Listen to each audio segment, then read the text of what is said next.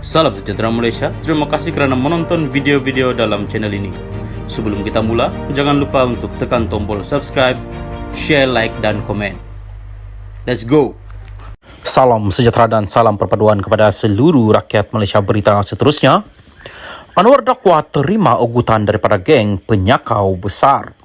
Berita penuh, Perdana Menteri Datuk Seri Anwar Ibrahim mendedahkan menerima ugutan daripada geng penyakau besar selepas kerajaan pentadbirannya bertekad menghapuskan rasuah dan menyelamatkan negara daripada tindakan individu yang merompak kekayaan negara. Anwar berkata beliau tiada masalah dengan ugutan yang diterima, malah bertekad untuk mempertahankan prinsip melawan rasuah dan salah guna kuasa. Macam-macam ugutan saya terima. Geng-geng kaya raya ini dah berpakat. Saya tak ada masalah, itu kerja dia. Geng-geng penyakau besar berbilion-bilion berpakat sekarang ini nak buat hidup Melayu. Hang, kamu buatlah.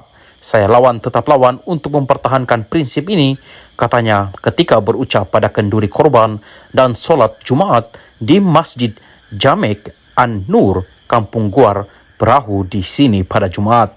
Dalam pada itu, Anwar berkata, beliau terbuka untuk ditegur dan dikritik sekiranya terdapat kelemahan dalam pentadbiran kerajaannya. Namun, bukan difitnah tanpa fakta dan penilaian yang adil. Beliau mengakui dirinya mungkin ada kekurangan serta kelemahan dan bersedia ditegur, namun bukan dicerca dan difitnah. Politik ini bukan fitnah. Boleh kritik kerana saya bukan betul semua. Saya pun ada kekurangan, mungkin saya tak tahu. Mungkin saya ada kelemahan, tapi bagi tahulah. Tapi cerca dan fitnah ini tak boleh. Tidak kira sesiapapun, Cina atau Melayu, pakai kopiah atau kot, ini tak boleh, katanya.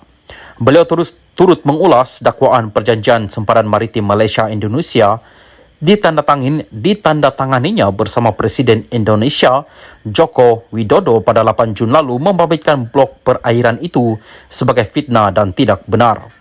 Jelasnya beliau tidak pernah menandatangani sebarang perjanjian maritim dengan Indonesia, membabitkan blok Ambalat berikutan tidak bersetuju dengan tuntutan yang dikemukakan Indonesia dan begitu juga dengan Indonesia yang tidak bersetuju dengan tuntutan Malaysia. Jadi yang itu tangguh, yang lain kita tanda tangan tetapi belum ada fakta. Ini di luar sana ada yang mengatakan seolah-olah Anwar ini seorang Perdana Menteri yang khianat dan jual kepentingan negeri kita, katanya lagi. Sekian berita, salam Malaysia Madani. Salam sejahtera dan salam perpaduan. Berita seterusnya, ini masanya bongkar siapa geng penyakau. Berita penuh, laporan polis dan siasatan segera perlu dilakukan bagi mengenal pasti individu yang terlibat sebagai geng penyakau jika mahu prinsip melawan rasuah dan salah guna kuasa dipertahankan. Pengurusi Pertubuhan Aspirasi Wanita Malaysia ASWA Wan Azliana Wan Adan berkata, laporan itu penting bagi menunjukkan bahawa Perdana Menteri Datuk Seri Anwar Ibrahim serius dalam menangani kes berkenaan dan memastikan tindakan lanjut dapat dilaksanakan. Menurutnya, ugutan merupakan satu jenayah, tetapi jika tindakan yang diambil maka sampai bila-bila pun isu sebegini tidak dapat diselesaikan. Kalau Perdana Menteri tahu ada perbuatan rasuah kemudian diugut, jadi beliau sepatutnya buat laporan polis. Kalau tak, siasatan tidak boleh dijalankan. Menerusi ucapan beliau pada Jumaat lalu, seolah memfokuskan geng penyakau besar yang terlibat adalah orang Melayu. Jadi ini adalah satu tuduhan serius dan boleh dikaitkan sebagai hasutan, katanya ketika dihubungi pada Ahad. Beliau berkata, ia kenyataan yang boleh menimbulkan spekulasi dan perkara sedemikian perlu diselesaikan segera, bukan sekadar retorik sahaja. Tambah Wan Azliana, pihak berwajib pula khususnya Suruhanjaya Pencegahan Rasuah Malaysia SPRM perlu menyiasat sehingga ke akar umbi jika betul berlakunya rasuah dan salah guna kuasa. Kalau betul ada geng penyakau besar yang melakukan perbuatan rasuah, kita mahu semua dikenakan tindakan dan siasatan seterusnya didakwa jika ada bukti. Jika tidak dibenteras, isu ini tak akan habis sehingga negara menukar pemimpin dan mungkin akan menyatakan prinsip yang sama kemudian diugut.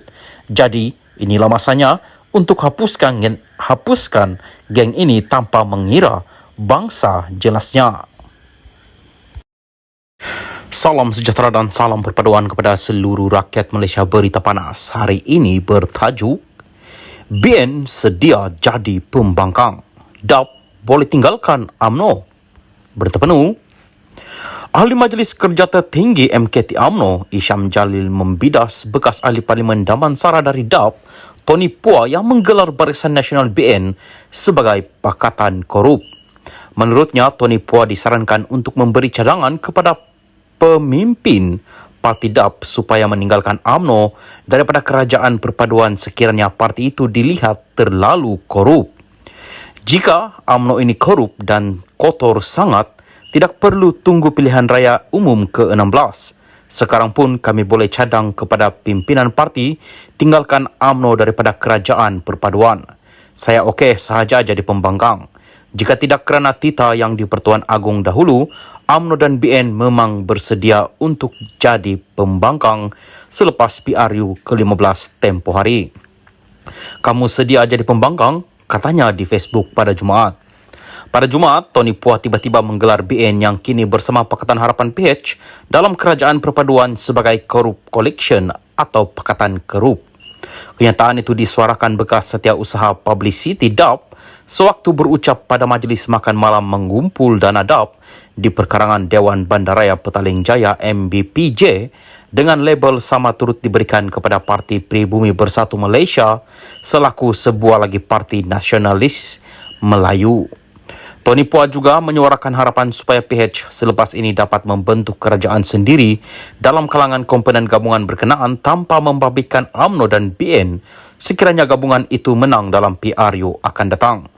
Mengulas lanjut, Isham berkata beliau terpanggil untuk menjawab isu tersebut apabila ada individu yang memetik nama UMNO selain memburuk-burukan partinya.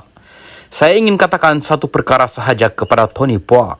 Bos kamu di Kementerian Keuangan dahulu pun ada kes korup di mahkamah apabila dia minta gugur dan satu lagi masih dibicara.